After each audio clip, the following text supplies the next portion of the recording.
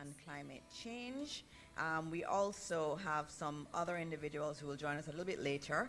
We are going to have the Honorable Olivia Babsey-Grange, our Minister of Culture, Gender, Entertainment and Sports, and the Honorable Robert Nesta Morgan will also join us. I think we are going to be also joined by the Honorable Kerencia Morrison, the State Minister in the Ministry of Culture, Gender, Entertainment and Sport. And I have to acknowledge my permanent secretary, Dr. Kassan Troop, and the Chief Education Officer, who are both here. And I also want to acknowledge those who are close to God, who are in the audience today, who have come to support us and lift us up in this moment. And so with us today, we have two of the most wonderful people you can find, Bishop Harold Blair and Bishop Christine Bengucci from the Jamaica Council of Churches. Support staff from many ministries are here too. We have the head of the JPS with us here too, Hugh Grant, and he's going to be speaking to you. We have many members of the media here with us today, and again, to Jamaicans watching at home and abroad, good afternoon to you. I know the pictures and the images that we're all seeing are really heart-wrenching. And there's so many people who are feeling the pain. We feel it deeply. I think all of Jamaica is going through this period of mourning and this period of pain, and that's why I'm very happy that Bishop Blair has said he will pray for the country at the end of this press conference, because we need prayers. God has always taken us through, and God will always take us through. And so we have to rest on God, and that's the beauty of this country. It's a country that believes deeply in God, and that God will take us through. And yesterday when I got a chance to go around, I saw that, and I saw the resilience of the Jamaican people. And that's why I say now is not a time for politics. Now is a time for us to come together as Jamaicans and to do what we need to do to support each other. And I've seen that being done. I've seen Jamaicans across the country doing what they have to do in order to support their brothers and sisters. That is the Jamaican way, and that's the Jamaican approach that we will take forward. I'll give you a few updates at the beginning, and one of them is in relation to our schools. Many of our schools sustained a lot of damage, significant damage. And one of the things when we're talking about Hurricane Melissa and its impact is that it did not affect only a few areas. It's really across the country. So you have areas in the eastern part of Jamaica that have been affected. You have others who we don't talk about a lot. We don't talk about Clarendon and the damage in Clarendon very much. We don't talk about even parts of St. Catherine. We don't talk about Manchester and the issues in Manchester. We need to talk more about Trelawney too and the impact there. So it's been all over the place that we have an impact. And we have to provide support to everybody all over the country. It doesn't matter where they are from. And so that's very important. And yesterday I got to see two of our schools. One was in Manchester. One was in St. Elizabeth. I went to Homewood Technical High School first, where they had tremendous damage. And I'm expecting this damage to be the same across much of Western Jamaica. And at Homewood, one of the things that left me feeling so good was that I saw the teachers out. I saw the principals there on a Sunday. They were there trying to do their best to rehabilitate the school, because they said they have so many students who are from the West and that they need to make sure that they provide space for them. So they were primarily focused on the dorms because they want to bring in children from Western Jamaica. And so, they don't have electricity. They don't have any water. But they were there on Sunday because they love these children so much. And we have to salute them and thank them for their service to Jamaica. I then went to St. Elizabeth Technical High School. And there we've seen the pictures of the damage. When you go into the fifth form area on a 3-story block, when you look up, you see the sky. When you look out, you see the entire field. And there are no walls, there are no windows, there is nothing. That's tremendous damage. And again, on Sunday, I saw members of the board. I saw teachers, many teachers out. And what did they say to me yesterday that made me feel good about being a Jamaican? They said that they were trying to get water from their well because they want to be able to give water to the rest of the community that did not have water. This is a school that was decimated, significant damage. And that's what they're thinking about. They're thinking about, how do I get water to the rest of the community? They're trying to get generators, to get freezers up to help the rest of the community also. They asked for Starlink because they said then everybody in the community can come and use ours. They saw themselves as central to the community getting back up. And so I salute them. I salute them because I know what they're going through at home. It is difficult times for them. And I could see the pain in their faces too, but they were doing the best that they could do.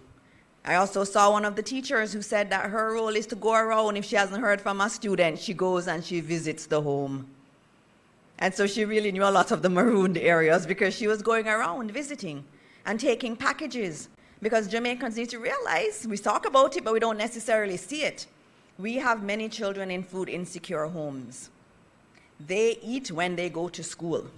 The PATH program in school is central to their nutrition. And so that school understood it, and they said, you know, they're not here, but I'm going to find them and I'm going to help them. And that's the Jamaican spirit. That's the Jamaican spirit. So on a Sunday morning, I was looking at them and I said, the Spirit of God is in you. It was clear in what they were doing. And so we have a lot of damage in our schools. We're going to have to figure out how we do it, how we get schools back up in the West. It's going to be innovative. We may have to use tents. We may have to use other innovative ways of getting schools back, but we'll figure it out. We always have as a country. I remember after Hurricane Gilbert in 1988, I went to school in the hall. They put up some little partitions, and that's what we did for many months. We're going to figure it out on school, and we have a committee that will be working through that. In terms of the reopening of schools, as I drove around today, I saw some schools open, some weren't open. The ministry has said very clearly that the decision is decentralized. So the boards and the principals make the decision based on local conditions. If you don't have water, you can't open school. That's a minimum. You have to have water to open schools. But then there may be other issues in the community, maybe issues with the teachers and their ability to get in. And so all of that is taken into consideration, and the school board and the principal makes that decision working with the regional teams in the Ministry of Education. So we've decentralized that. I cannot stay in the ministry, the PS can't stay in the ministry and say that your school must open. We can't do that. But we do encourage schools, if you're able to, let's do it. The psychologists have made it clear. After a disaster, the quicker children get back to their routine is the better it is for their mental health. It's also the case for all of us. They actually say that, you know, the quicker we move through this grief is the better it is for us in the long run. But there is this sense of national trauma. And I know you're going to ask me later about the JTA president, so I'll just answer now about psychosocial support for our teachers. And I think the entire country needs psychosocial support. I think we're all going through collective trauma. I see it everywhere you go, you see it. And we have to think about that as a country, and I know the church is going to have to be very important in providing that kind of support to the entire country. And so in our ministry already, we have a group of over 30 psychiatrists and psychologists that we have available to our education system. So we have a system in place for those who need help. And many people don't necessarily want to do it collectively. They may want to do it individually, and the Ministry of Education pays for that. And this is not something new. This is something we've had for a while. And so we say we already have these avenues available, and we want our teachers to take use of it, make use of it, because we know, like the entire Jamaica is going through trauma. I saw a police officer yesterday. She worked all the way through the hurricane and is still working. She hasn't taken a day off. And she was talking about how much pain she's feeling, but she has to continue. And I heard that too from the nurses that have been going through the hurricane and after under very, very difficult circumstances. We have to support everybody. Everybody is going through that mental strain, and I'm very happy that my ministry is leading the way in a program that is very accessible to all of our teachers, free of cost. We take up the bill. And it also is available to parents and children. Children feel the trauma too. And so it's available to them. And we also have to remember some people won't feel the trauma until 3 months' time or 6 months' time. They may not be feeling it right now. And so we have that system available to us. I spoke about reopening of schools more broadly. Obviously in Western Jamaica, that's a unique situation. I'm very heartened that some principals are looking at how they could find space in their schools to facilitate children from Western Jamaica to come in. The ministry will continue to work with those schools to facilitate that. It's early days and we're thinking it through and they're working it through. And so we'll come back to you on that. We believe in partnership and everybody being on board. And that's why on the weekend I spent some time trying to reach out to some of our stakeholders. I spoke to Damian Crawford, the opposition spokesperson. We had a long conversation about what reopening could look like, what the new school system could look like. And that was very productive. I also did speak on Thursday to President Malava, president of the JTA, and we had discussed the opening of school approach, which was leaving it to the schools and letting the school community decide based on their local conditions. So conversations have been had, including with the president of the Principals Association. And so tomorrow we continue that spirit of collaboration, even if people don't want to say that they're being consulted. We continue in that spirit. In the Ministry of Education, and I know this administration, we believe in collaboration. And we actively try to get collaboration. And I know often people don't admit to the calls, and you know, we can't do anything about it, right? All we can do is focus on ourselves and know that we are acting with integrity. And so tomorrow we'll meet with the JTA, the Jamaica Association of Principals of Secondary Schools, the Association of Principals and Vice Principals, the Jamaica Independent Schools Association, the National Parent Teachers Association, the National Secondary Student Council, the Jamaica Prefect Association, the Jamaica Union of Tertiary Students, the Jamaica Association of Chairmen of Secondary Schools, and the Ecumenical Group, and the Jamaica Union of Churches. So we're also going to be meeting with the churches that do such a fantastic job running our schools. Now, if that's not broad partnership, I don't know what is. And so tomorrow we'll be having that meeting where we start the process of looking at what it looks like, especially for Western Jamaica and for those in the East that have a lot of damage. How do we prevent the learning losses that we saw in COVID? What can we do in order to do things better than before? All right, so that's on schools. As I said, again, we open based on local conditions. The board and the principal makes that decision and communicates it to the ministry and to the school community so they know what is happening. All right, just two other quick updates.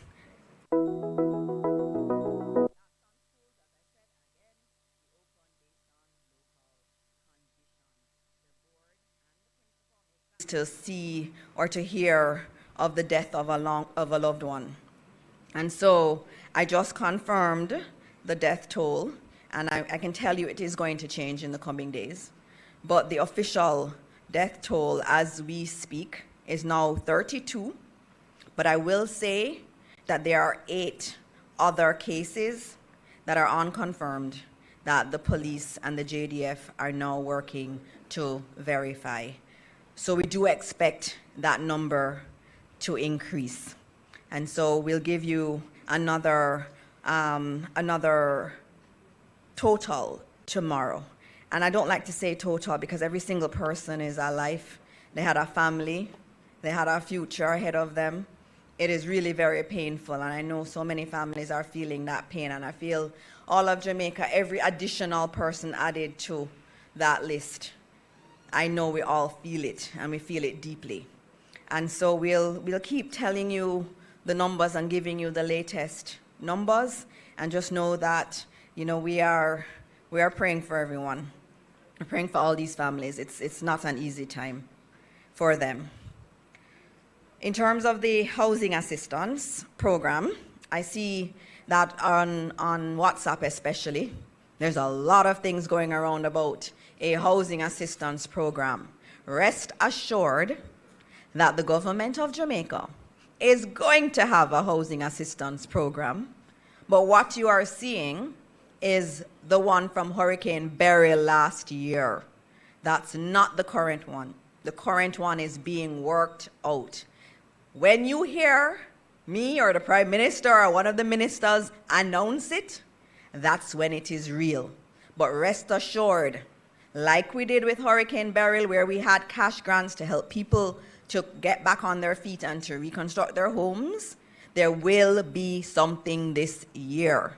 And it will obviously be on a larger scale than what we had with Hurricane Beryl, given the scale of Melissa. So give us a little time to finalize that, finalize the numbers, what it will look like, how you will get access to it. There will be a program, but what you see on WhatsApp is not the program. So just give us a little bit more time for that. All right, I'm going to stop there, and I'm going to go to Minister Vaz, who has been asked to co-chair the subcommittee of cabinet that is dealing with the recovery efforts, to give his update. Minister Vaz?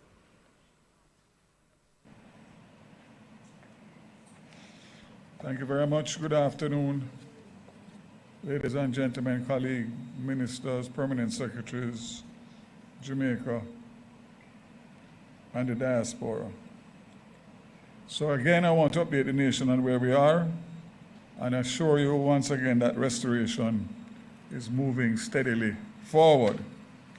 Digicel has restored 46% of its mobile sites, with 86% of fixed networks and 75% of business connections now back online. Service was restored in Santa Cruz, Falmouth, Spurtree, Bevan, and Rose Hall within the past 24 hours. I don't need to tell you how huge that is in terms of getting connectivity in those areas. Over the next 2 days, the focus will be on restoring service from Falmouth to Montego Bay, then Montego Bay to Negril. Work is also ongoing in Portmore, Spanish Town, and St. Thomas. Approximately 64% of Flow's fixed sites are now operational, with 40% of customers reconnected, mainly in the urban areas where the power has been restored. Work continues to bring service back in to more affected western and southern parishes. For mobile network, 37% of our sites are up, reaching about 78% of mobile customers. Repairs are focused on the hardest hit parishes, including St. Anne, Hanover, and St. Elizabeth, where several towers were damaged. Neptune Communications, working with Marlink USA, is replacing and relocating damaged satellite units to restore connectivity where it is available. Additional satellite kits are arriving this week to expand coverage. Over the past 48 hours, additional Starlink kits were allocated to organizations providing essential assistance to Jamaica impacted by Melissa. I want us to stop again to thank Starlink, who have a team, an emergency response team, stationed in Jamaica, and are helping to coordinate the Starlink installations. So again, a charitable organization brought 200 mobile Starlink, and Starlink gave the government of Jamaica 400 residential. We are using those residential / commercial. All 400 will be allocated out to government agencies and NGOs by end of day tomorrow. Bearing in mind we just received them on Friday. So we are allocating them according to specifications and needs of the hardest hit parishes. So ODPEM and Ministry of Labor and Social Security would have gotten today, the fire brigade would have gotten today, and a lot of other essential services, too much to name. The Ministry of Health, in close coordination with United Nations Children's Fund, is working to restore connectivity to major hospitals and community health centers. Jamaican government, the Jamaica Red Cross and international NGOs are also using connectivity provided by Starlink to distribute food, water, and sanitation supplies, basic household items, and children's activity kits. The Starlink devices have been used to establish connectivity for community Wi-Fi points. So remember, we have hundreds of community Wi-Fi sites that were put in by the Universal Service Fund, which falls under my ministry. So we're working with Starlink now to get those back up so that communities, especially remote communities, will have community Wi-Fi to be able to communicate with their families, etc.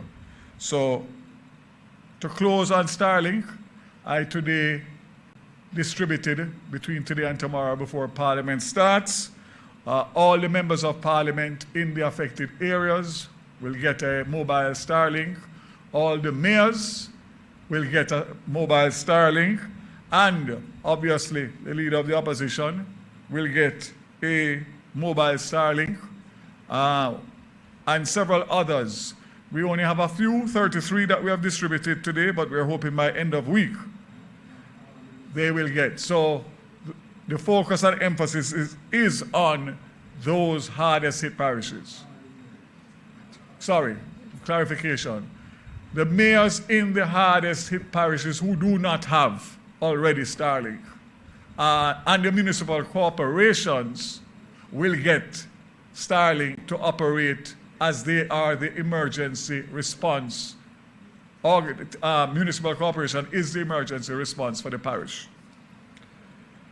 The Jamaica Defense Force and Jamaica Constabulary Force also have utilized Starlink to coordinate humanitarian logistical operations and provide missions.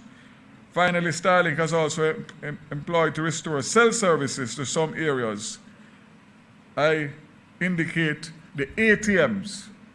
We have gotten lists from the Jamaica Bankers Association. We're working with them through Starlink to connect the ATMs in those affected areas, and we expect to get at least 10 of them up this week. So we are ticking the boxes of all of the essential services that are going to be required. JPS, I leave that for the president of JPS to make a presentation. He made a presentation to Cabinet this morning, for which they will be called to come to Cabinet every week to give an update to Cabinet starting today, and also hopefully after today, when he speaks, the people of Jamaica will get more information flow on a regular basis on the recovery efforts of Starlink. We expect that, JPS, we expect that tomorrow hopefully will be the last flight by the JDF that I have arranged to give them a final look at the damage to the transmission lines. So hopefully, with that being done, we should be in a position to get a full assessment as the government, and then the people of Jamaica can start to get the answers that they are so anxious to hear, based on the frustration level of knowing that you live in a community that has minimal damage, and yet still you don't have light. But it's bigger than that. It's bigger than that. It's based on the damage that has taken place. So I'll also ask the JPS to attend on press conferences held by the government to give updates ongoing until we know exactly where we are. Petrojam, important.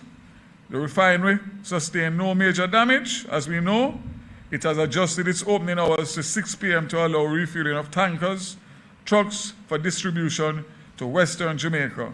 And since Thursday, October 30th, over 400 tanker trucks have been loaded destined for all parts of Jamaica, including the hardest hit parishes. And as the roads are clear by the National Works Agency, the tanker drivers will transport the much needed resource. So there is no need to panic buy or store excess fuel. We have adequate fuel. Another one that is important is aviation fuel, because we have a lot of assets that are going to be traversing the skies, and we have more coming. So we have between 75 and 80% capacity across our international airports, and we are coordinating with our international partners such as Grey Bull Rescue and the Fuel Relief Fund to support distribution of energy fuel for humanitarian efforts. Rubis has a total of 41 open service stations across the island, which is 82% of their network. 7 stations remain closed. 2 have a status to be confirmed, but due to communication challenges, so they also have put in extra staff and resources to reopen remaining stations and carry out maintenance in St. James. The Westgate service station is now open 24 hours a day to meet the demands. I had a meeting with them last week, and we have set up a system with the police and the National Works Agency to give them the coverage that they need to get through the traffic, and also to make sure that they are safe. Johnson's Petroleum networks remain stable and functional. No major infrastructure damage, and they also have stations and deliver fuel around the island. JUTC, 175 buses in service across Kingston Metropolitan and Portmore, and several more are being prepared for rural routes as the roadways open. JUTC has played a vital role in relief efforts, as we know, and they continue to work with the health workers, security forces, and emergency personnel. I will also indicate that we have taken a decision today to suspend the introduction of the rural school bus fares that were supposed to be implemented on November 1st at $50 per trip to the end of November in the first instance, as everybody has been affected by the storm, hurricane, in one way, shape, or form. Norman Manley International Airport, as we know, reopened less than 48 hours after the storm and continue to bring in significant relief flights and commercial flights. We had a record on Saturday, which outdid ordinary times, where we had 77 flights in one day. 30 of those were relief and 47 were commercial flights. So that is very, very good news. Montego Bay Airport opened back for commercial traffic on Saturday morning at 7 a.m. and had opened from Thursday for relief flights. The relief flights are coming in fast and furious, and there is no shortage of supplies in terms of getting supplies into Jamaica for distribution for humanitarian efforts in the relief. So I want to make that very clear. We are streamlining the processes. Prime Minister will speak tomorrow in Parliament. We are streamlining the processes to simplify them, to make sure that international donors and local donors and charities can get through quickly through the required processes at all levels to be able to distribute the well-needed relief items. The toll authority, the tolls were reimposed. The letter I signed this morning, so I suspect they will probably have been imposed already. And we wait to hear from the concessionaires as to what they will do for the people of Jamaica in terms of allowing them to traverse the east, west, and north-south highway at hopefully significantly reduced fares, at least in the early stages. So, ladies and gentlemen, I want to once again assure you that tomorrow, unfortunately, will be 1 week since the hurricane hit. Seems like 10 years, but the reality is tomorrow will be 1 week, which will be 6 days if you take out the day of the hurricane And I want people to understand and reflect on that. And when you see what we are trying to do, despite the fact that we are having challenges, obviously, because nobody can prepare properly for a Category 5 hurricane at winds of in excess of 185 miles an hour in some areas. I want to say that we are committed, recommitted, to continue to improve on the systems that we are improving. We are taking good advice from our international charities in terms of how we can streamline and make it more seamless for not only the receipt but the distribution of hurricane relief items. And I want to say that, again, I ask for patience. I ask for the depoliticization of this process, because we need all Jamaica to be a part if we are going to be successful. I continue to ask for not only God's prayers and guidance, but patience of the people despite the challenges that they face and the suffering that they face. I assure you, on behalf of the government of Jamaica, help has started. It's not underway, it has started, and it will improve, and we expect that this week, week 2, will be significantly better than week 1, and every week thereafter will get better and better and better. All in the interest of the people of Jamaica. All of the people of Jamaica. God bless Jamaica. Thank you, Minister. And thank you for those closing words. Yes, and at Cabinet, as Minister Vaz said, we had JPS come to give us an update. There were a lot of questions from the Cabinet members. Everybody was asking JPS, when will light come back? In particular,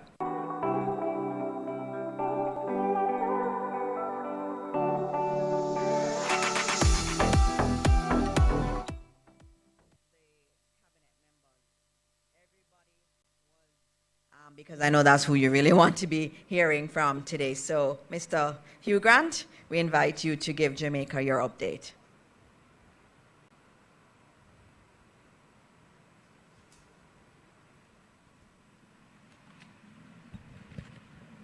Thank you, Minister.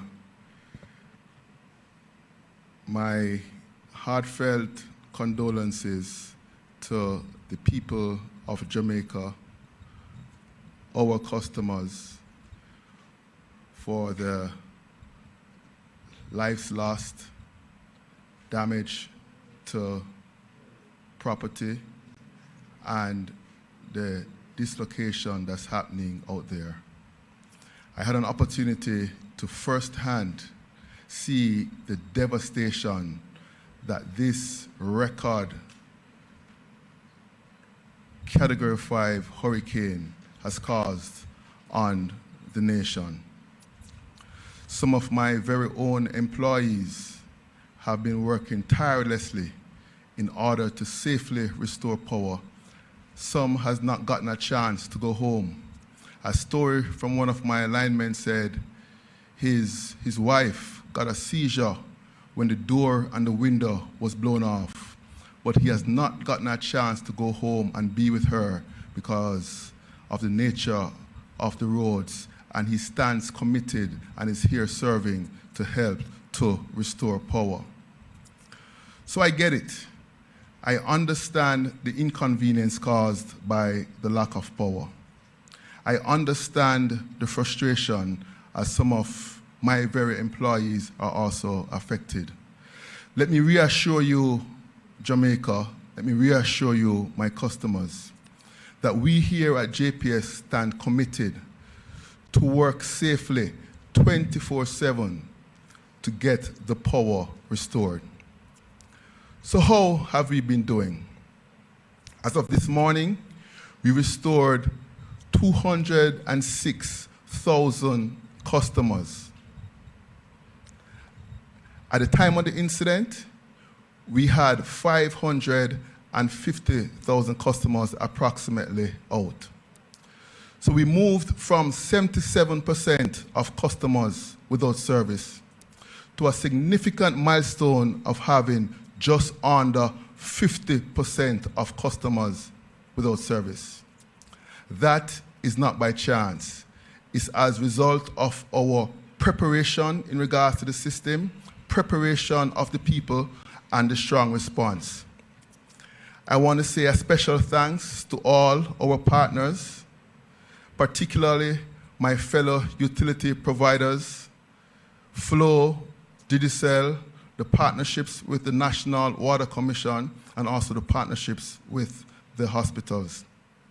One of the things we have been focused on is the restoration of critical facilities and focus the resources around that. We have made tremendous progress on that front, whereby we have currently 57% of our major hospitals now have power. That's as a result of us moving resources to the supply areas of those hospitals, doing the necessary damage assessment, and facilitating that restoration. Now, what does that look like? We got a call that the Black River Hospital was having some issues, and patients were evacuated to the Mandeville Hospital. And Mandeville Hospital has some issues with their generator. We then worked to get power into Mandeville Hospital, given how critical that was. And I'm pleased to share with you that that was achieved, and the Mandeville Hospital now has power. We committed to restoring power to Kingston and St. Andrew North and South, St. Catherine, Portmore, and St. Thomas, 90% by last night. I have some good news for you, my customers, my people. We have exceeded those restoration levels, whereby Kingston and St. Andrew are now at 95% restoration. Portmore is now at 95%. St. Thomas is at 95%, and St. Catherine is at 90%. So one may ask, where are some of the areas that are currently out?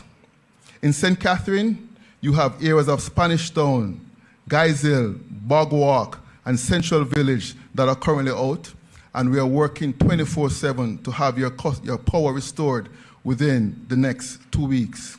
In Portmore, you have areas of Bridgeport, Gregory Park, Hellshire, Greater Portmore, Waterford that are out, and we are working 24/7 to have your power restored in 6 days. In KSA North, you have areas of Kingston 7, 9, 6, Kingston 8, 19, Mavis Bank, Garden Town, Golden Spring that are out. Also, some areas in Content Gap. And we are working 24/7 to have your power restored within the next 14 days. And the areas in St. Thomas that are out, Golden Grove, Hagley Grove, Morant Bay, Cedar Valley, that's the 5%. We're working to have your power restored within 10 days. And KSA South, Kingston 11, Kingston 10, 13, Kingston 1, 2, and also some areas in Bull Bay, we're working to have your power restored in 3 days. We're working 24/7 to have your power restored. Now, in order for your power to restore, we need to do our damage assessment. A critical component, as Minister Vaz said, is the reality that the high voltage transmission lines, which are the backbone of the system, more than 70% are out of power due to the devastation caused by Hurricane Melissa. I had a chance to do a helicopter patrol, and our steel lattice structure, which is one of our more hardened facilities, was twisted and on the ground just due to this devastation. But we were working to do damage assessment. Once the damage assessments are completed, we will then be able to give you more clearly what are estimated times of restoration. We stand committed to keep you updated. We understand the inconvenience, and help is on the way. We have now pulled the trigger to bring in an additional 100 line workers based on our retainer contracts with companies in North America, from Canada and from the USA, and those 100 overseas line workers are expected to be here by the end of the week. We also are bringing in additional equipment because our local resources in terms of bucket trucks and pole digger trucks are exhausted. So we're bringing in on barges additional bucket trucks, more than 50 bucket trucks, more than 10 digger trucks, so that when the workers come in, they have the equipment required so that they can safely and optimally restore customers. I stand committed to let you know and to give you hope that we will get through this through strong partnerships, through strong collaboration, and you have my commitment that I'll continue to keep you informed of our progress. Be safe and be well, and thank you very much. Thank you very much, and thanks to JPS. There were some encouraging numbers today. I think the one that was very encouraging was usually in a hurricane after, especially a Category 5, the entire country would go down. But this time, right after the hurricane and during the passage, 20% of their customers still maintained electricity. So that's definitely an improvement over last year. But obviously, everybody wants to know when they will get their electricity back. We've heard that they're doing damage assessments. Minister Vaz is working with them every single day asking for updates. And we should be hearing somewhere in another week. As you hear, they will be coming to Cabinet every week to discuss where they are with getting back electricity. It is a priority of this country. The entire country needs to get electricity back. All right, now that we're on utilities, the other big one is water. And I'm going to ask our Minister of Water, Environment and Climate Change, the Honorable Matthew Samuda, to now come and give his update.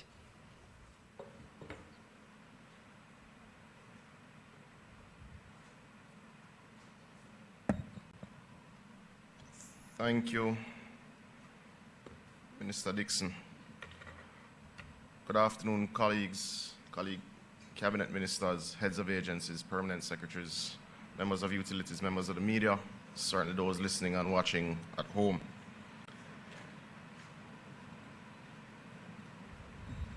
The NWC systems have been severely impacted by the passage of Hurricane Melissa.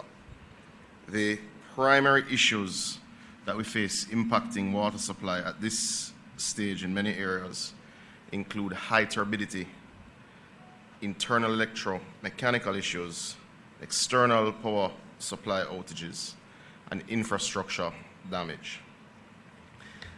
We can report, if this will oblige, that the situation as it stands now, we've had 631 systems disrupted, with 132 systems currently active, giving you the grand total of 763. However, this is to be understood in the context that the systems that we have brought up and ensured are active at this stage in line with priority are your largest systems. So this map would show an idea of where there is particular disruption, obviously disproportionately to the west, the red dots being the disrupted systems, the green dots being the ones which are currently active. Now, that would give a particular view in terms of the level of damage and the level of disruption. But you juxtapose that against the fact that 65% of the NWC's customers have actually been restored, because the systems that have been brought back into activity are indeed our largest systems. So for instance, we can report that the Constant Spring system, which feeds from the Hermitage Dam, has indeed been restored and is operating from JPS Power. We can report the same for the Mona and Hope systems, which obviously move the numbers significantly. Now, I will take the time to go pretty much in a circle around the country just to give some information so that those here have a feel of exactly where we are and what we're likely to see by way of customers coming back on stream over the next 3 days. We are currently operating from the Tullow Springs, which the Tullow Springs system contemplates wells and water sources all the way to Bybrook in Linstead. That is the corridor that supplies southern St. Andrew, Portmore, and the majority of St. Catherine. We're operating at around 30%. We're working very closely with the JPS. We would have completed clearing the roadways to our pumping facilities yesterday, and we expect that this system will be connected to JPS this evening, which will bring back over 80% of customers in St. Catherine. There is some disruption, and I'll just briefly get on to St. Thomas.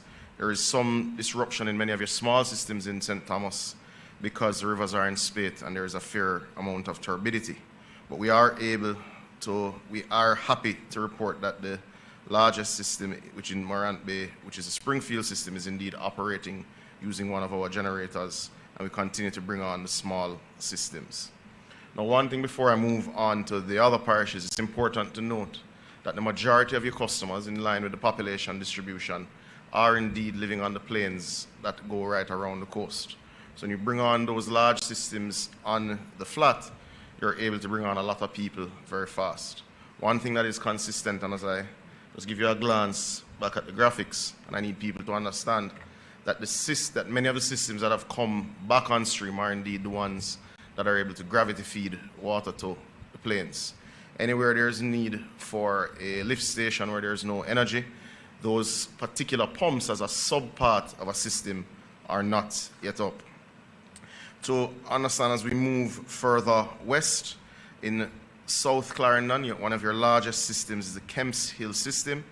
That is currently down, but we are working with the JPS and we expect to have that back up this evening. That will have significant positive impact in communities like Rocky Point, Minister Charles, and we expect that to happen as at this evening, further moving us toward our goals. The entire northern Clarendon belt is out, both because of turbidity and because of energy source. In Manchester, we are almost at total outage, except for the porous and broadleaf to content system. This was brought up as a matter of urgency in partnership with NWC and JPS to ensure that the Mandeville Hospital is indeed being served by 24-hour water.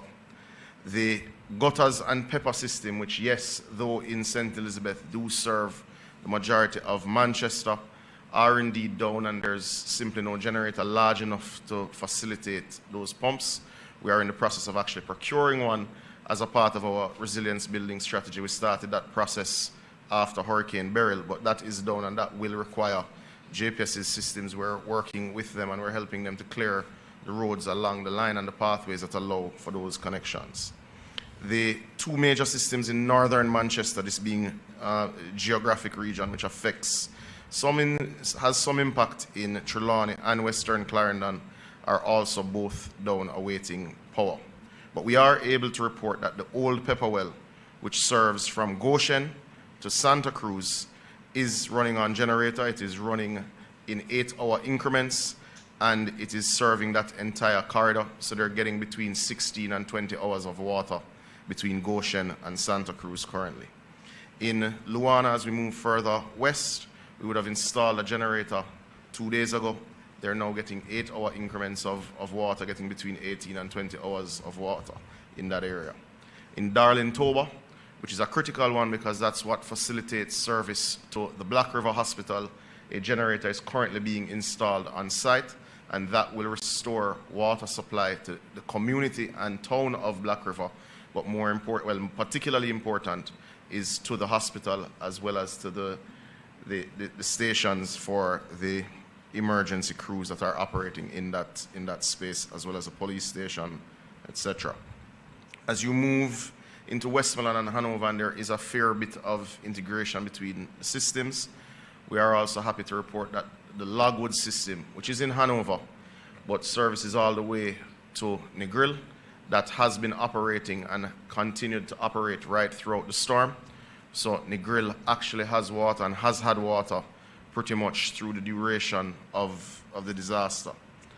The hilly communities along that corridor are obviously not being served because we don't have power to those lift stations. Bluefields is indeed in operation, having worked with JPS to bring that system back on. So Bluefields to White House, we can also report that they currently have water supply, certainly along the plains. The Roaring River, which serves Sav and indeed Darlaston, is out, but we are working to, we are serving the Noel Holmes Hospital, which is also served by this system by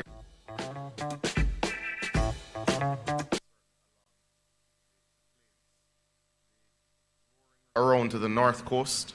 This is where we've had a particularly unfortunate level of damage. So if you understand from Lucy to Martha Brae, and if you think of the geography in that area, it's served primarily by two major systems. This is the Great River system, which is very close to the boundary of Hanover and St. James, and the Martha Brae system.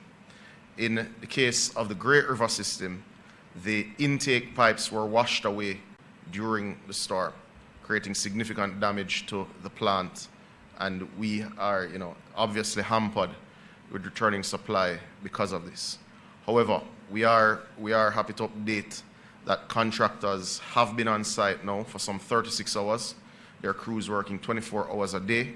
We are targeting restoration, temporary restoration, because we'll have to do a more permanent fix after, but we're targeting temporary restoration by Friday midnight. So we are expecting to restore the Great River system by Friday midnight. This is in collaboration with JPS, but we also wish to advise that coming post-burial, we had put in place redundancy there, so that plant can be run fully by generator as well. So once the intake pipe construction is indeed complete, we'll be able to restore that, which will have a significantly positive effect on everything from Lucy pretty much to central St. James. As it relates to the Martha Brae system, the Martha Brae system is actually up and can provide between 15 and 20 million gallons of water a day. However, in the area of Lilliput, in the vicinity of Lilliput, with the road collapsing and the sea level rise in that area, it would have displaced pipes significantly. So there is a break in the line, and anyone who has followed the stories of the breaks in that line, which is why we have the Western Water Resilience Project, which is under contract and has been mobilized, and the work has indeed started. But that line break has caused a significant disruption in the supply from Lilliput to Terminal Reservoir, which is pretty much the entire eastern side of St. James. That work would have commenced this morning and will run in 24-hour shifts. We are targeting completion by Thursday morning. That would restore water in the interim to all of St. James for at least 8 hours a day, because we will send the water further than we usually do from Terminal Reservoir going further west until the Great River system comes up on the weekend as well. That will move us much further from, certainly from the 65% of customers that are connected now, hopefully in the range of 80%, especially with what we're doing with Tulloch Springs, which will bring on St. Catherine, and certainly the work that's happening in Clarendon. Now, that's not meant to diminish anyone who is not in the 80% who is waiting on water, and we are working with JPS on many other systems. The impact in Trelawney, certainly southern Trelawney, which is very hilly terrain, they are facing almost total outage at this time, and we are working to restore their particular pumps with JPS. As you move further east into St. Anne's, into St. Anne, we have procured the services of a generator that will run the Minard wells. That will manage pretty much most of the western side of St. Anne, which is a pretty important system. It serves approximately 30,000 customers. Though that generator is actually en route to St. Anne now, we have completed clearing the road into the Minard wells, which was significantly blocked with the help of NWA rather, and we expect to have that installed sometime tonight for water to come from that area. The Bogue system, which, yes, there's more than one Bogue in Jamaica, for those who are not aware. The Bogue system in St. Anne is immediately above Duns River. That system is indeed operational and has been operational since Thursday of last week after we brought it up. It is a significant system. It means that everything from Runaway Bay to Port Maria on the plains that doesn't require a lift station currently has water. And that is something that we're happy to report. Your major systems in St. Mary, in Agawata Vale, and indeed Itabaral. Itabaral is a particularly important one because it serves not just sections of St. Mary, southeast St. Mary, it stretches as far as Buff Bay in Portland. So that is a particularly important one. We have generators en route to the Itabaral system, and we're working very closely with JPS to bring the Agawata Vale system up, which would stabilize central St. Mary. And I'm using geographic terms here today, not political constituencies. As you move into the eastern end of the island, the disruptions of power are indeed significant, but we do have 3 generators which we expect to be deployed by close of business tomorrow in Portland, including in Port Antonio, which will stabilize the townships of Portland tomorrow. Now that's a general overview of where we are. We have, and I will give you the update, we have currently over 43 major generators running, and we have some 40 that are being deployed over the next 72 hours based on the assessments and the state of particular pumping stations. Now we've made the decision, certainly, even where generators would have been installed at particular treatment plants with the intention of them being permanent, that certainly once JPS assures us that an area is stable, we will uninstall if we must and move them further west to significantly improve the water supply situation for public health and sanitation in the worst affected parishes. I do want to bring a few other matters to your attention. As it relates to trucking, we have put in place a few steps that we believe will help with getting water to those who are most affected and least likely to see the return of water fastest. The first is that we're running generators at all of our loading bays that are affected by power supply. That means where there are generators, we're able to fill trucks 18 hours a day. Where we're connected to JPS, we're filling 24 hours a day. We have suspended charging private truck owners who do access these loading bays to ensure that everyone is able to get water as quickly as is possible. We have gone further. We have engaged in excess of 100 private trucks that are working with NWC's fleet of 32, and we're doing our best to serve the communities that are most affected. This afternoon, members of Parliament will all receive a letter from my office with allocations for trucking. Where they are able to find private trucks, they will be able to engage them to ensure that their most affected communities or least likely to be restored fast, they're able to respond to. These allocations will be between $1 and $2 million, depending on the level of disruption in their respective areas. We're also ensuring that at treatment plants in the affected, treatment plants and pump houses in the affected areas that have power and that are operating, we're putting in a host of temporary standpipes for those who can get to those areas to fill containers to be able to get water. These will obviously be temporary, but certainly, for instance, in the case of a plant like Martha Brae, we'll put in 100 filling stations so that those who are in the hilly interior but within driving distance can come and get water for the reprieve that they need.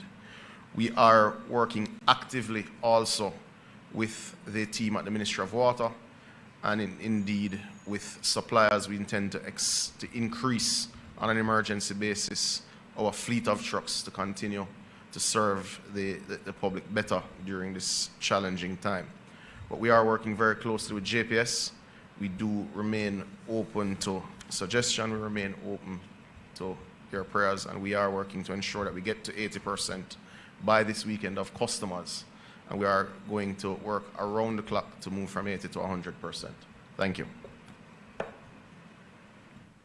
Thank you very much. You heard that, 80% by this weekend. And you saw the numbers for Westmoreland, 35.7%, where, Westmoreland and St. Elizabeth are really ground zero, and they are getting water back. I mean, we have to thank NWC Minister Samuda. You've been doing a lot of work, and I hear you talking about all of those subsystems and knowing all of them so intimately. You're really good at what you're doing, and so thank you, Minister. Thank you to the entire NWC team. I know Jamaica is grateful. We can do without a lot of things, but we can't do without water, and so thank you. All right, up next, we have Minister Morgan, Robert Nesta Morgan, our minister that is responsible for works, to come and talk about the work that's being done to clear the roads and get us access to those people who are currently marooned. Minister Morgan. Thank you very much, my sister, Dr. Dana Morris Dixon.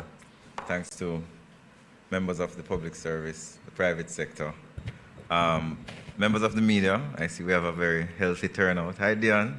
It's good to see you at the OPM press briefing. Haven't seen you in a while, but thank you very much for coming. I want to give an update on the work that we've been doing regarding the clearing of roads, and just general updates as to what we're doing to provide access to the various disaster areas. And as usual, take your questions as it relates to the issues that have been raised in the press conference. So in my last updates, I would have told you that one of our priorities, or at least our main priority, is to provide a corridor for persons to be able to bring relief supplies, especially to the western parishes that have been severely impacted. We have been extremely successful in creating that corridor. We now have a good corridor from the border of St. Elizabeth all the way to Savannah-la-Mar, and we have a corridor from St. James coming through St. Anne Trelawney all the way to Savannah-la-Mar on the other side. The challenge, however, is that we created single-lane access initially, but the quantity of vehicles almost tripled within a day, and which is understandable. There are many persons who have loved ones in the region. There are persons who have recognized the disaster that took place and wanted to assist persons in the area. What that resulted in is significant traffic jams, especially in areas such as the Bogwalk Gorge and sections of Westmoreland, particularly in the Ferris area. We then decided that we had to expand the corridor a bit to create more two-lane access. And that's something that we were able to some extent, do over the last 2 days. We also had to work hard to ensure that heavy-duty trucks, such as gas trucks and oil tankers, are able to traverse the entire corridor. And yesterday we completed removing several impediments which would have prevented those heavy units from traversing the area. That corridor is not the only corridor.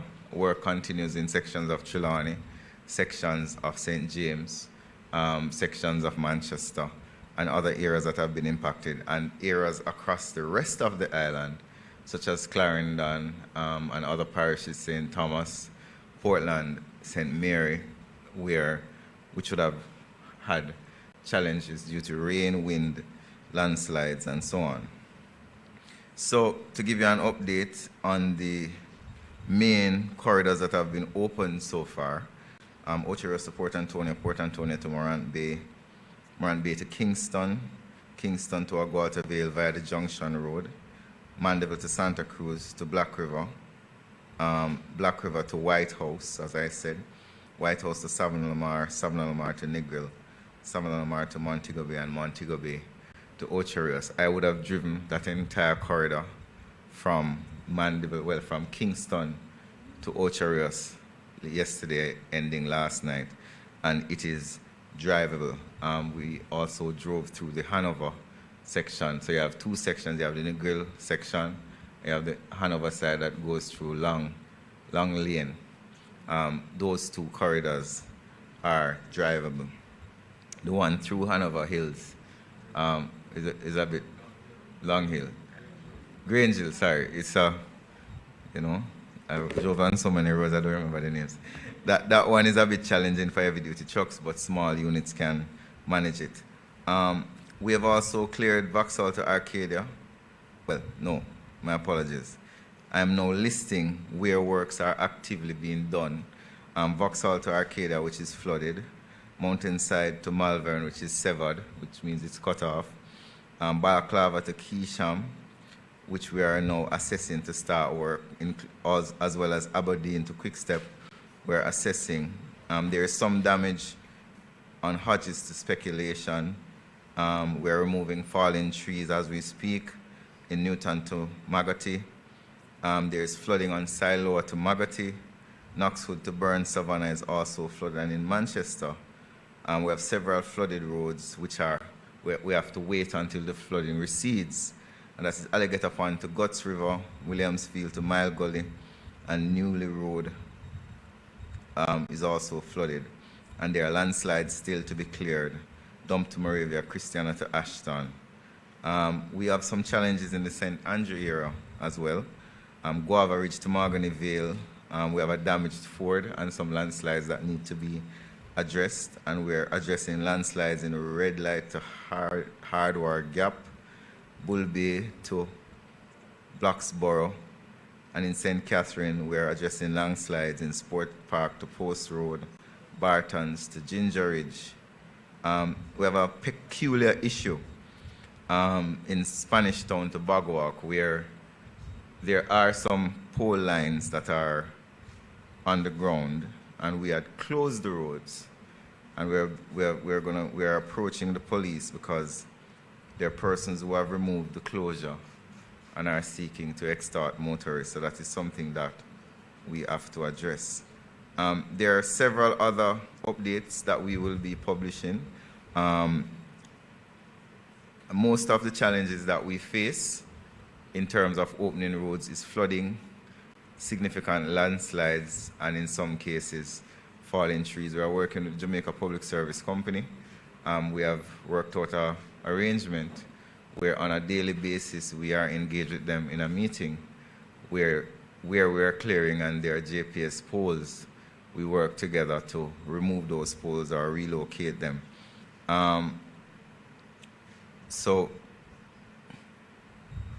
one of the issues that, and I want to remind persons, is that if you don't have any business in the western end of the island, please do not go. The traffic pileup is actually creating a risk to persons' lives. Our inability to efficiently transport relief supplies to the region because of persons coming out of their vehicle and sightseeing and doing selfies, as we saw over the last several days, is creating a significant traffic pileup.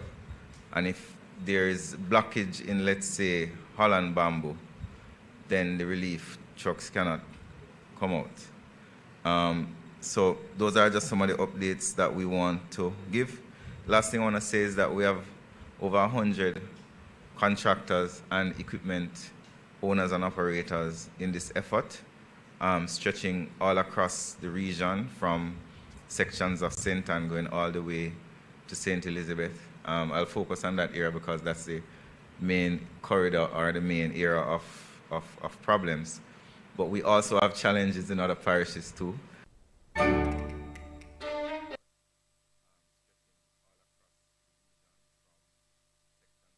I see Mr. Vaz looking at me. Yes, Mr. Vaz, I remember. We are working, the NWA is working in other parishes, and pretty much every parish, because the rain event did impact every parish and did cause landslides. The bridge, what's the name of the bridge again, Daryl, that we're building? Craig Mill. We have a fording in Craig Mill that was washed out, which created a challenge for persons to leave. And that is in the eastern side of the island, not where the hurricane fell. So we do have teams all across the island and NWA representatives all across the island doing work. So thank you very much, ladies and gentlemen. And that's my update for today. All right, thank you. As you heard it, there's work happening all over the country. The entire country was affected, and there's a lot of road work that's going on. And again, we thank the NWA team. I saw you all out there doing your work. You're out there until late in the night, and all of the contractors working with you. We're very grateful for that work. All right, now we are going to be hearing from our Minister of Labour and Social Security, the Honourable Colonel Charles Jr. is going to be coming to speak about the relief effort, because his ministry is really central to that, working with our social workers and our donors. And so, Minister, we want to hear a lot from you. Thank you. But Minister Mackenzie said it had to be quick. Yes, very quick. Thank you, Minister. I was to be on the road today and you corralled me to be here. It's important to report. I'll be very quick, just saying good afternoon to everyone, colleague ministers. This hurricane has tested our nation in ways that we could not have imagined. Being on the ground, walking with the team, you get to truly understand that we have communities completely cut off. We have houses that have been swallowed up. We have lives that have been uprooted in several parishes. And we've seen and we feel the heartbreak of the families and the people that are trapped, those that are hungry, those that are uncertain. But I want them to be assured that we are working assiduously with all of our partners to provide relief as quickly as possible. Yesterday, the brave men and women of the Jamaica Defense Force, supported by our international partners, risked their life to carry out our evacuation missions, rescuing sick and those that are stranded in about 4 areas across the affected zones. And we continue that today with airlifts that have now been activated, rescuing stranded, but also providing now today the drop-off of packages, well-needed packages to those areas that are completely cut off. Now, I want to just acknowledge the tireless work of those who are volunteering, several of whom are coming from all over the country, some not connected in any familial way, but just understanding the impact of this mission and joining in with our parish officers, our social workers, the JDF, the JCF, the fire brigade, to provide support, to provide comfort, and just to share a meal. It's not going to be easy recovering, and I want to report that we still have about, so far, the report is that we have 25 communities that are marooned, and several families that have lost everything. I mean everything. We are coordinating with every available resource. We are working as a lead of the Humanitarian Assistance Committee. I want to acknowledge the CEO of Food for the Poor, who is here on the island, our representatives from the World Food Program, and others, GEM and others who are working with us to get food, water, medicine, and shelter to those who need it the most. We're utilizing our Bell 429 helicopters. We're also using the Chinooks helicopters brought in and Black Hawk helicopters brought in by our partners in the US. And those are assisting us to provide a lifeline to the several Jamaicans that remain stranded through the evacuation process, as well as the packages that are dropped off from the skies while they are on the ground. And we have teams on the ground simultaneously providing ground support. So our JDF team is not only doing airlift, but where we can't go, they go. They venture out in ground operations and have done more than 17 communities between yesterday and today. I want to also indicate that so far, together, we have distributed more than 30,000 food packages and several other hundreds of relief in terms of tarpaulins, water, and other relief supplies. We are collaborating with the private sector, faith-based organizations, government agencies, to ensure that we can ramp up and move now into the next phase, which is beyond just providing the immediate rapid response to now a more strategic and calculated design of a distribution model that will see us supplying exactly what is needed to specific and strategic areas. So it's no more just food package, but for instance, in Catherine Hall and St. James, they may have food packages or still need food packages, but what they need now, based on observation, is cleaning supplies, and as simple as clean drinking water and water to help in cleaning out the homes. So we assess and we analyze, we continue to work with the JDF.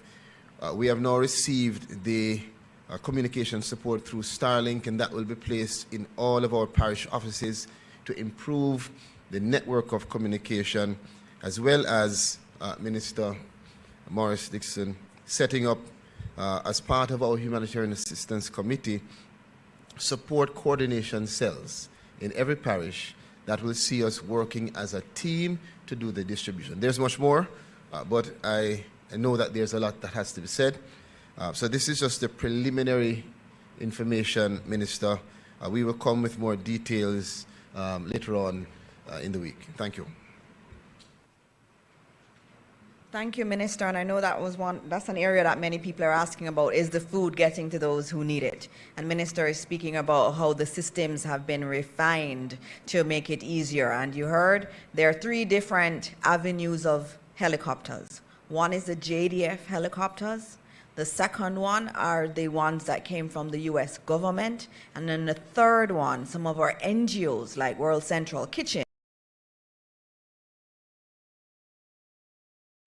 to distribute food. So that's a good thing, and we're getting into more of the marooned areas. I know Minister Charles spent a lot of time today getting information from the field in terms of what are the marooned communities and getting them geolocated so that the various helicopter teams can get to people. So we're working, and he is working very hard at mobilizing and getting that system refined even further. All right, so I think I'm on to Minister Mackenzie before our grand crescendo with Minister Grange. So Minister Mackenzie, our co-chair of our subcommittee on our recovery and relief efforts. Minister Mackenzie. Thank you, Minister. Let me just make way for the grand lady. That's what you call her. All right, I just have a couple updates I want to give this afternoon, which is important as we continue the recovery efforts. As of today, only a total of 186 shelters remain open across 12 parishes, and there are approximately 2,500 persons within our shelters as I speak. I just want to spend 5 minutes on the issue surrounding the municipal corporations across the country. As you all know, that 7 of the municipalities have been severely affected by the passage of the hurricane, and none of these municipalities have anywhere to conduct administrative activities. We are now making arrangements. We have found a location in St. Elizabeth, and I will be engaging the mayors and other stakeholders to discuss relocation for the remaining municipal corporations.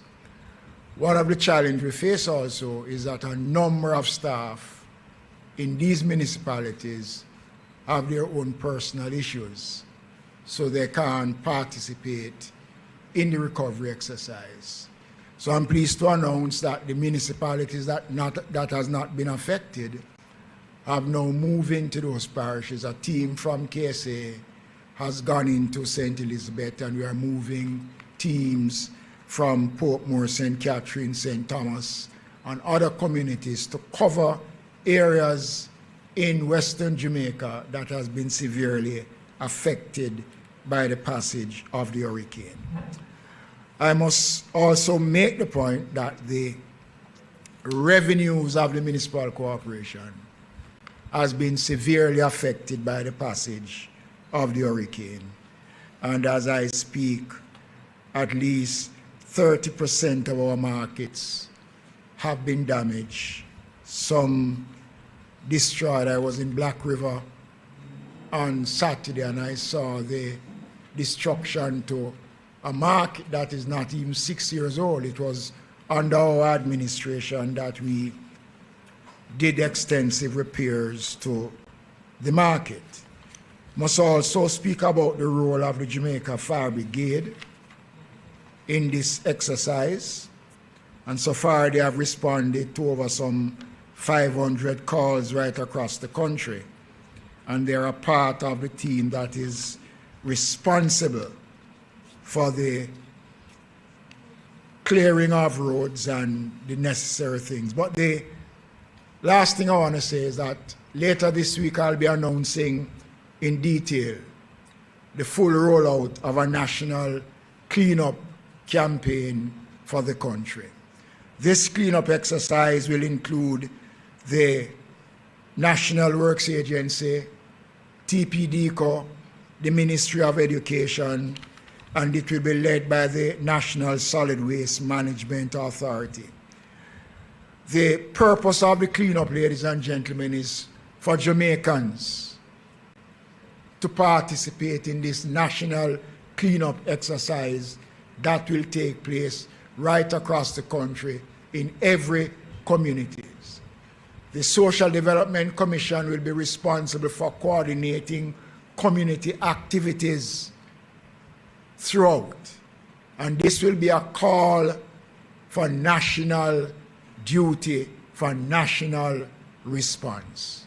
The country will require the full support, the full participation of all Jamaicans in this exercise. And as I said before, I will give further details on this exercise because a part of any recovery must be keeping our cities, our towns, and our communities clean. I saw some sites on Saturday which I cried inside because I was in St. Elizabeth even 5 weeks prior to the hurricane. And what I saw was devastating. But this is the time when all of Jamaica, and I'm going to be reaching out to my opposition counter spokesperson to invite her to the meeting to discuss the cleanup exercise because we are taking a national approach to the cleanup exercise. Those are my brief comments this afternoon. Thank you. Thank you, Minister. You know, I was hoping you were going to continue and I'd get a chance to come up here and stand up because I've seen you do that so many times and I wanted to be able to do it to you, but you didn't give me that pleasure. All right. I think where you left Minister Mackenzie on the matter of a national cleanup is really the perfect time for Minister Grange. There have been so many people saying, I want to help, I want to volunteer. And we have a solution, and that solution has been provided by Minister Grange and some wonderful young people. And so please welcome the Honorable Babsy Grange to give you some information on what she has been working on, which is really quite exciting. Minister Grange, it's good to see you and have you here. I keep having the men in the cabinet. It's nice to have a woman beside me. Thank you, Minister. Colleague ministers, ministry officials and media. As the days go by, we get a clearer picture of the magnitude of the devastation that Hurricane Melissa brought into our lives. We remember and pray for those lost in and those who have been affected by the hurricane across the country. We commiserate with you in this moment of great pain and destruction. Please be assured that the entire country, the diaspora, our neighbors and friends are standing with you. We face a long and challenging road ahead, but we will recover and rebuild stronger by supporting those who have been affected and working together. We thank and applaud everyone who has been doing something to help. Your contribution, even if you think it's small and insignificant, will make a tremendous difference. We have been taught that every act of kindness, care, and compassion makes a difference. And yet we know that there are still many, many Jamaicans who want to help, who want to be a part of this national effort. And we need you to know that is why we are now launching today the National Registry of Volunteers on the Support Jamaica portal, supportjamaica.gov.jm. This registry has now been launched and provides a safe and simple way for you to get involved. Through this registry, you will be able to tell us when you're available to help, what your skills are, as well as what type of assistance you would like to give. Perhaps who wish to assist with food distribution or shelter operations or medical support. Maybe you want to help with cleanup or counseling, transport or administration, whatever your skills are, however you want to help. Just tell us when you sign up to the registry. And I'm appealing to Jamaicans here in Jamaica and in the diaspora to sign up on this registry. Based on when you are available and based on the type of volunteer work that you would like to provide, we will contact you. We will brief, equip, and deploy you in an efficient. Flying to Asia, already there.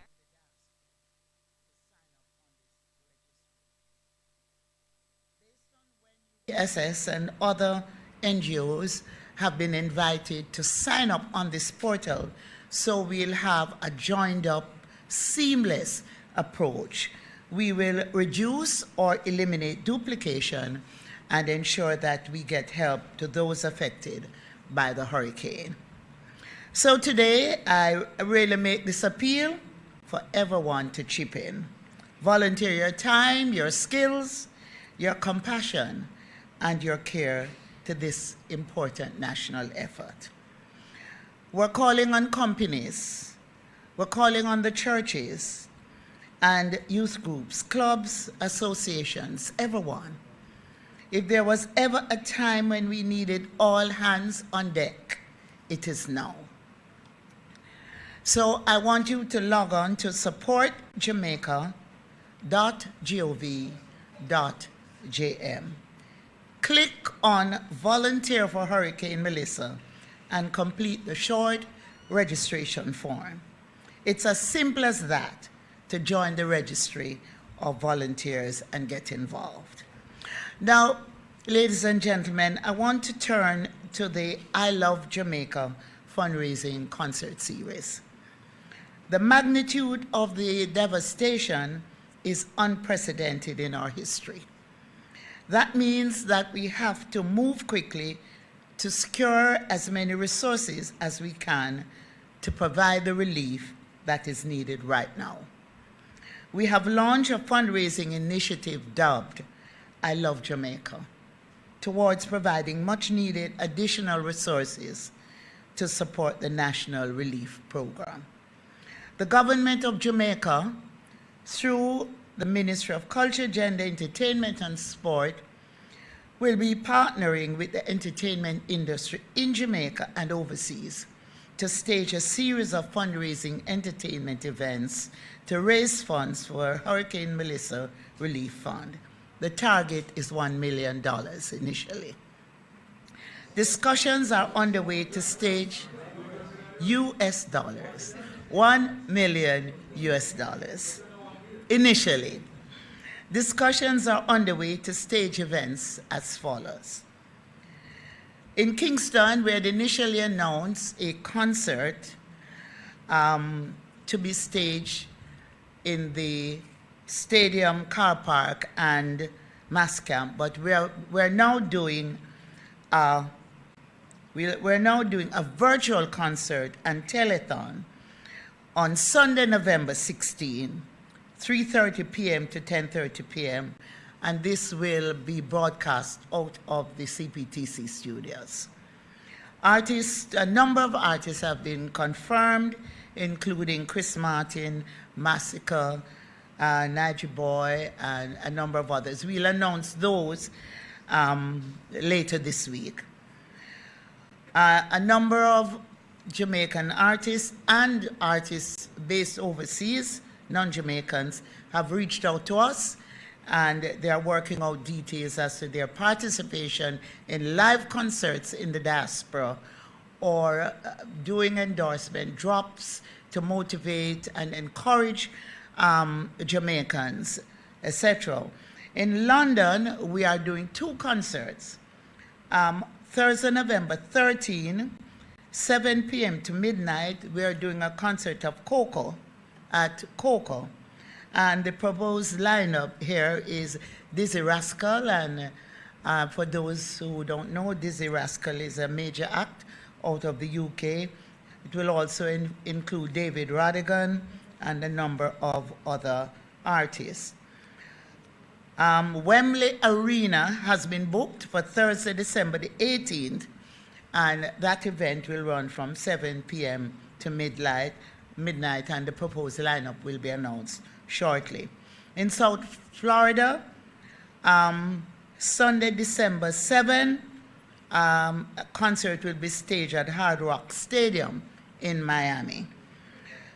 And on the same day, there will be a concert at Miramar Regional Park, a lineup to be announced for those. We are also organizing concerts in New York, Los Angeles, Washington, D.C. Other communities have reached out to us, and we are in advanced discussions. I Love Jamaica will feature performances by some of Jamaica's leading artists, as well as appeals by some of our country's most recognizable and influential personalities who will receive donations and pledges during the telethon. The CPL has been in touch with us, and Chris Gale will be the face of their campaign, which will be overseas. So, in this regard, we have invited our former Prime Ministers, P.J. Patterson and Bruce Golding, as well as leaders in various sectors, to assist with the relief and recovery effort. And my responsibility is to coordinate with these eminent figures in Jamaica to ensure that there is communication. I must thank members of the entertainment and sports fraternities for their response so far.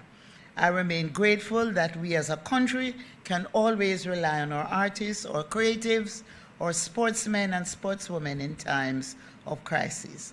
And I'm really grateful for the way they have been responding to our invitation to participate in this national effort. I now wish to announce that the Red Cross Jamaica will be partnering with the Jamaica Football Federation and the ministry in coordinating and accepting cash donations at the Reggae Boys versus Curacao FIFA World Cup qualification football match at the National Stadium on November the 18th. And the president of CONCACAF will be here for the match. This is one way that the Reggae Boys are assisting with this effort. We continue discussions with our national teams about how they wish to help. We have also been able to rely on our churches and our faith-based organizations. They have traditionally played a significant role in times of crisis, providing comfort and guidance. We have called on the churches, and they have responded like they always do. So I announce today that Bishop, the Honorable Dr. Hera Blair, has been appointed the National Coordinator of our religious and faith-based organizations team to engage and coordinate relief efforts with all religious and faith-based groups, including the Rastafarians, the Revivalists, the Muslim, the Hindus, the Baha'i, and others. I also wish to use the opportunity to acknowledge the presence of Bishop Blair and Bishop Bengucci, who will be later on blessing us before we end this press conference. I will be meeting with Umbrella Heads on Tuesday morning to plan with them the way forward. There is much to do, and we are pleased with the response so far. We will get over this, ladies and gentlemen. We will recover and rebuild better than before. I also want to mention here that the South Florida Hard Rock Stadium event on Sunday, December 7 in Miami will be led by Shaggy, and further details will be announced. I want to thank you all for being there to give support and exposure to what we are doing, and to say that all is welcome, including the media, to volunteer. You get into spaces where people are saying, we don't see anybody. Once you're going there, we're asking you to also volunteer to be a part of this effort. Thank you so much. Thank you, Minister. Thank you, Minister. Thank you very much.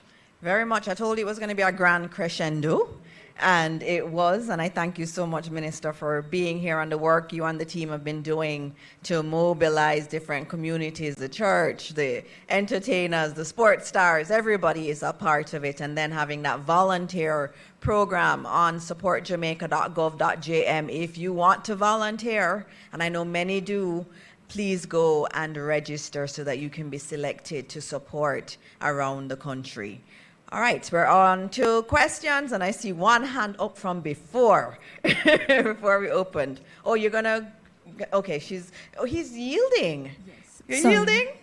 Okay, all right, he's yielding to Dion. It is so good. Yes, before we get to Ms. Jackson, just a reminder, once you ask your questions, the camera operators are asking that you remain standing until your questions have been addressed. Okay. Thank you, Dion Jackson Miller, TVJ. Minister, billions of dollars are going to be coming in terms of relief. Why have we not yet heard the announcement of an independent oversight committee to include, for instance, private sector, civil society, and opposition members to monitor the expenditure that is going to be done, along with regular reporting to Parliament? What we don't want is an Auditor General's report 6 months after the fact. Whoopsie. I have a whole heap of questions. I'll just ask a couple and yield to my colleagues. Sure. All right, please May continue. I continue? Give me two more. Yes. Thank you. Okay, second, I've been hearing everything that's been said. However, the national response, the immediate national response, has been slow and inadequate. The government has been acting as if it didn't know the kind of damage that a Cat 5 would have done. Why have we not seen immediate deployments of mass aid to the affected communities, along with things like immediate erection of warehouses to hold such aid, immediate erection of mass shelters and/or evacuations? And then finally, for now, why had we not seen an equivalent in-time response to Westmoreland as there was to St. Elizabeth, seeing that that was where the eye of the hurricane made landfall? So it was obvious that there would also have been catastrophic damage there. All right, thank you. Those are 3 questions. And Dion, it's good to have you here. Not used to having you at my press briefings, but I'm glad to have you. And those are questions you hear floating around, and I'm glad that we get a chance to answer them. You asked about a committee with the funds that are coming in. Yes, we're going to get some insurance payments from CRIF and some of the other policies that we have. I think tomorrow you need to listen out for the Prime Minister's announcements. There will be a body that will be overseeing that reconstruction work. That will happen, and the Prime Minister will name the members of that. There has been discussions, even with the Leader of the Opposition, about whether or not that could be the National Partnership Council. Because remember, we have a National Partnership Council that has the opposition there, that has civil society, has academia, has private sector there. So it's a broad group of individuals that are in that partnership council. So one consideration is to use that partnership council that already exists with all of the key players and partners as that mechanism at the top. And it's going to be broader than just looking at how the funds are being paid. That committee is the one that's going to have to say, how do we build back? You know, we have communities that are close to the sea. What does rebuilding look like? Should we rebuild there? Should we rebuild somewhere else? And so there are big questions that we have to confront with as Jamaica.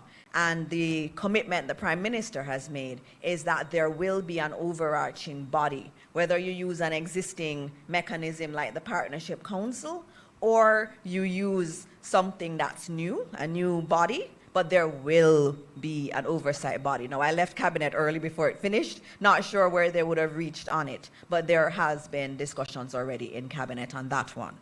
The second one is about the immediate response being slow. I know Minister Vaz wants to answer, but so you can come forward, Minister Vaz. But as you come, just noting